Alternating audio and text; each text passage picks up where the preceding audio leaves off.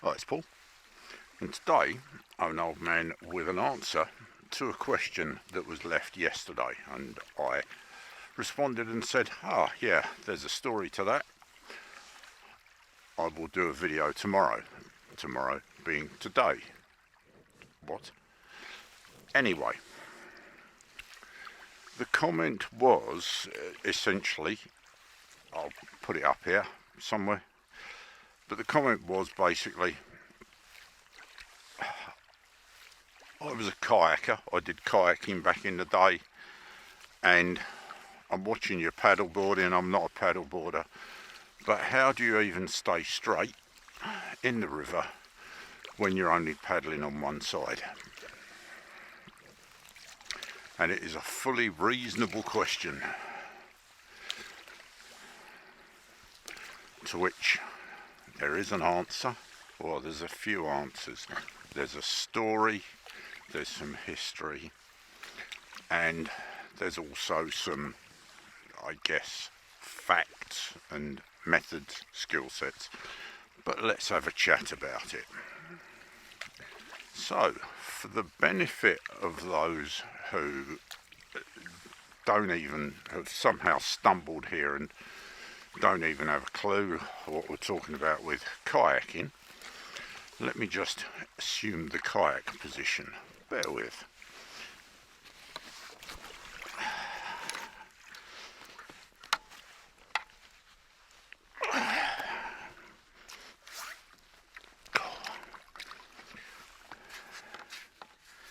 That's not easy, and I need the paddle as well.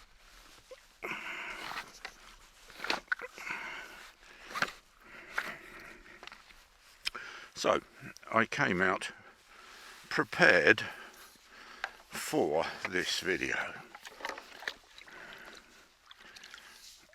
Mud. So, kayaking then. Essentially, kayaking, you would be sat on your, or in your watercraft. Two possibilities. My kayaking background was I had a traditional sit-in kayak, one that has got a deck over it. Nowadays, the sit-on-top kayak is very popular. I've had one of them as well. Wasn't really my thing. But you sit in it and you have a double-bladed paddle simulated by my two paddleboard paddles here, and you paddle like this. One of the reasons I really didn't used to like kayaking was the amount of water you pick up off the blades and deposit on yourself. I do not miss that at all. Anyway, kayaking.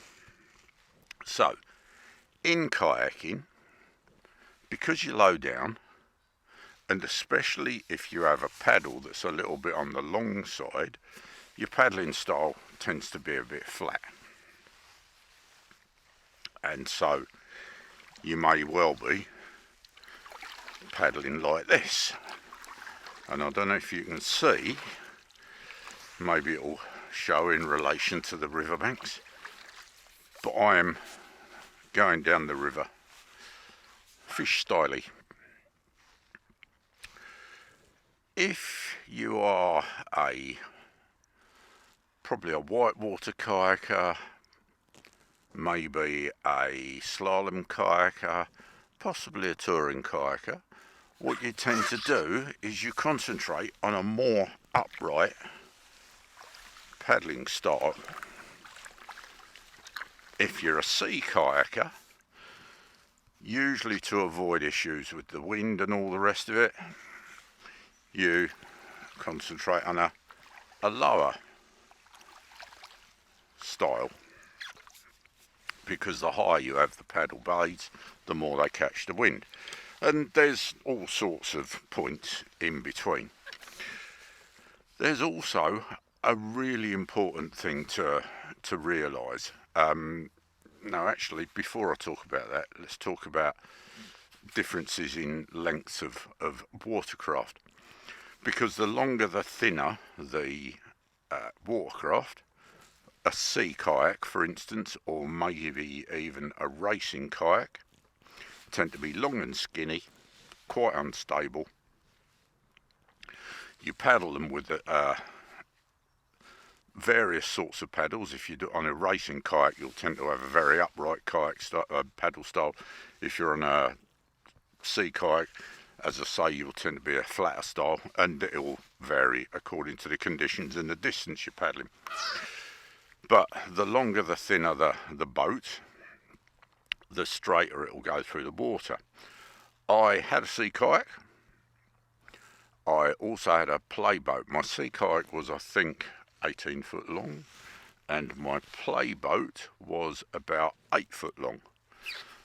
My sea kayak was quite sort of straight in both dimensions, so if you looked at it, it didn't have what they call a lot of rocker, which is like the banana shape to it. My play boat had a lot of rocker. It was very flat on the underside, a little bit like a paddleboard. And so if you paddled that in this style,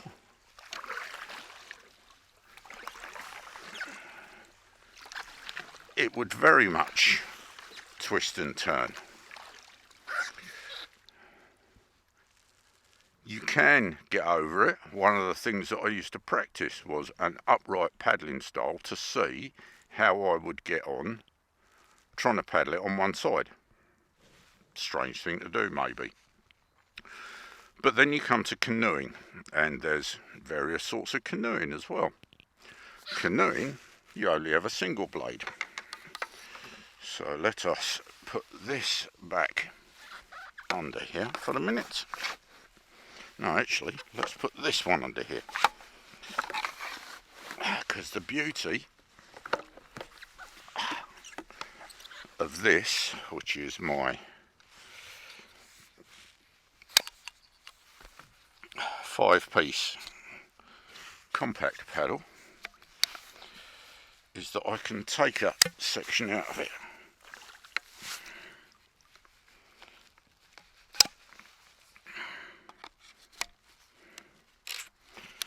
and turn it into more of a canoe paddle.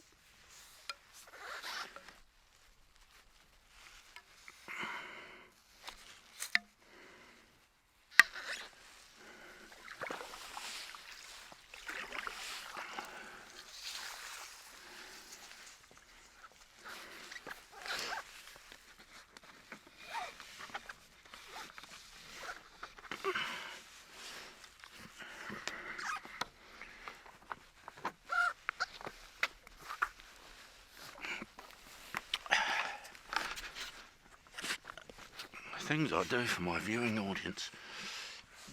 So, canoeing. Depending on your discipline of canoeing, you may be kneeling down, you may be 1 foot kneel, you may be sat on a seat, on a transom seat. For canoeing, I had an open canoe. Also sometimes referred to here as a Canadian canoe. I had an open canoe, a Venture 14. And in an open canoe, because of the width of it, and because you've only got a single blade paddle, if you are paddling solo, you develop the ability to paddle on one side, whether you are seated or whether you're kneeling. And I will come to but how do you do that in a minute. Like I say, needed to give some background first. The other thing to realise is the application of fins. That is to the board, not me. Not doing some Finding Nemo thing.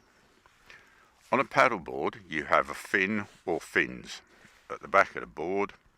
Insert photo here. And that very much helps to keep the board in a straight line, to an extent. Again, the shorter the board, the nearer the fin is to your feet or the position you're paddling from, the easier it will be to turn, because you can force the fin around in the water. Also, what you can do is you can apply the paddle stroke at the front of the board, and you can swing the front of the board round regardless of the position of the fin at the back, because you'll actually pivot to an extent round the fin.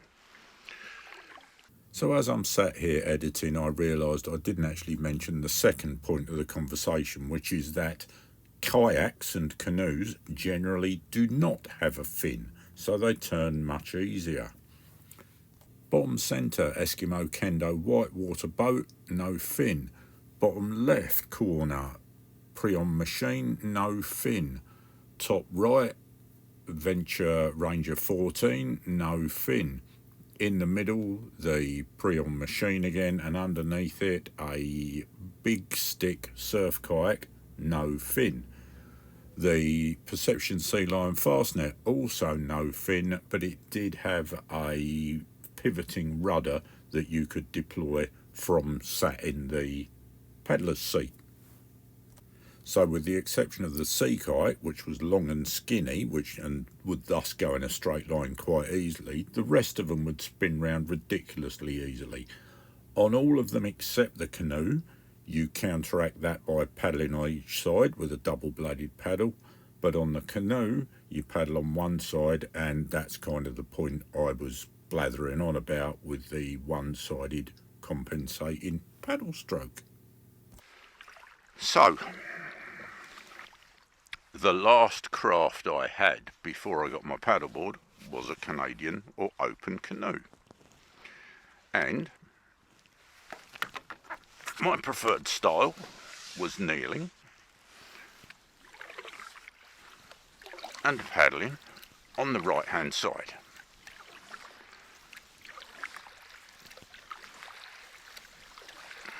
Something like that.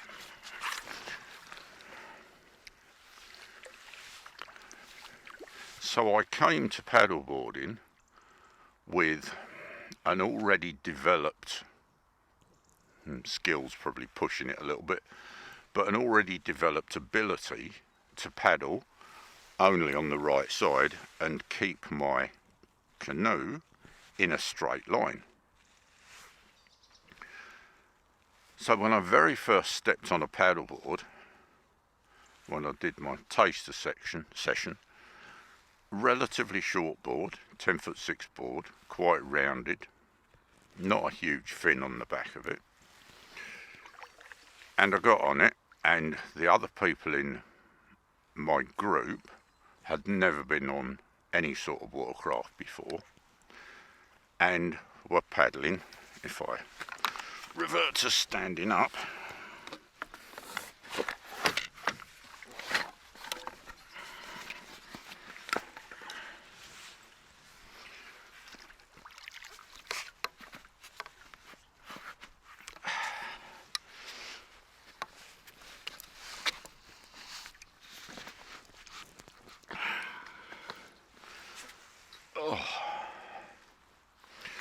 the other people in my group were paddling very much like this. And you see, if I paddle like this, the board turns.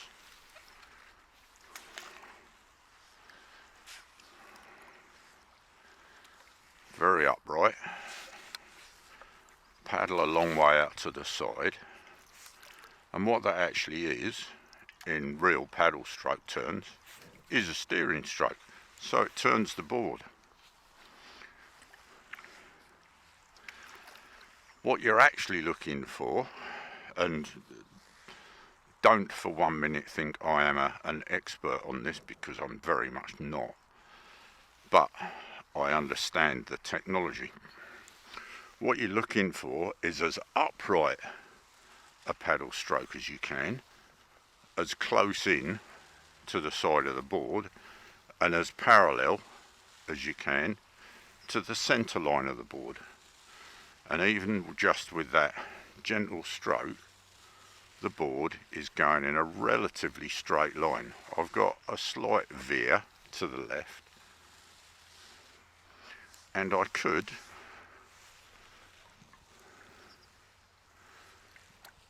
compensate for that veer by paddling a bit on the other side. So I paddle on the left gently and I veer to the right. If I paddle harder, I veer more to the right, and so I go back to the right and paddle harder, and I veer to the left, but not as exaggerated as if I'm paddling like this. So regardless of the watercraft, whether it's a canoe, a kayak or a paddleboard, the flatter your paddle stroke, the further out the blade is from the centre line of the craft, the more it's going to apply a turning force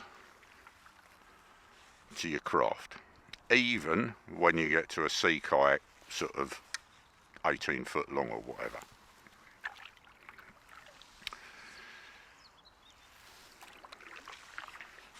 And so, to go back to my first paddleboarding experience, I rocked up at Lean Boat Centre, got on the paddleboard, and the guy was going, right, you paddle a bit on this side, and then you'll be going crooked, so you paddle a bit on this side. And we went out on the river, and as we were going down the river, I'm swapping from side to side, thinking, well, hang on a minute, this is the same as a canoe stroke. I can do this, and I can stay in a straight line. So I did. And the guy who was with the coach that was with the other two people for a bit, because one of them was really struggling, he came back and he said, have you done canoeing before? I said, yeah. He said, yeah, you're only paddling on one side. I said, oh yeah, I am. I said, because why not? Now, at that point, I also have to add in something else, because I have some muscular issues on this side around here. And so, applying a lot of force on this side actually tends to be a bit uncomfortable. Can I do it? Yes, I can. I don't practice it enough, and I would probably strengthen the musculature a bit if I did it more. But hashtag lazy. Now I've gone crooked, so I'm just apply a steering stroke. But it's more comfortable for me to paddle with effort on the right hand side. And I don't normally do this while I'm talking to camera, because I potentially end up breathing heavily, and that's just not pleasant on film.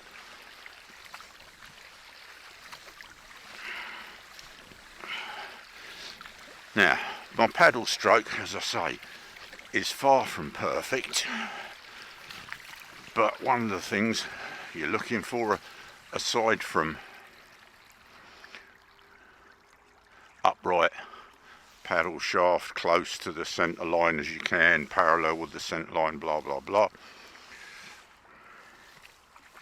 you're looking to use your core muscles, your leg muscles, because they're your bigger muscles, preferably instead of your shoulder muscles, or worst case scenario, your arm muscles. Most beginners tend to paddle almost exclusively with their arms, mainly because, and I was definitely one, mainly because you're so locked rigid in your upright position, don't look down, all you can do is gingerly move your arms and try and move yourself forward. That's paddling. Don't care what anyone says. If you can move your paddleboard forward, you're paddling.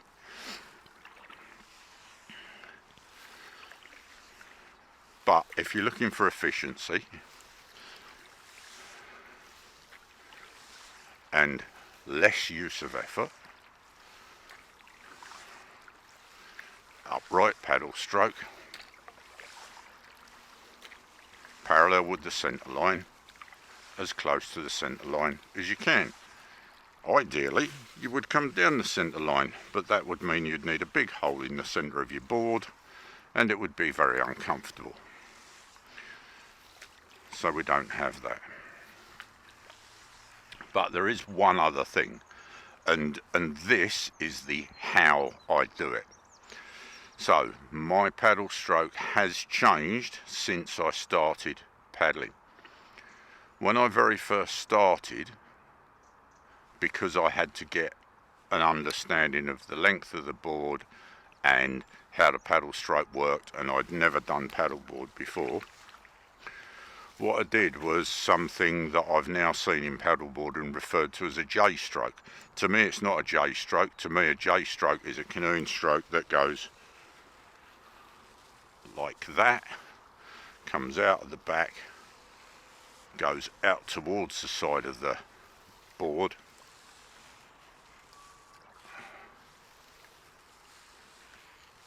so you're twisting the blade and pushing it out sideways at the back. That to me is a J stroke.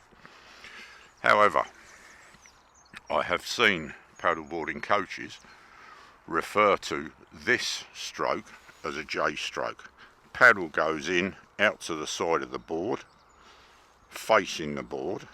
The first thing you do is pull it in, then you turn it and pull it back. So to me, that's more, if you want the terminology, bow draw.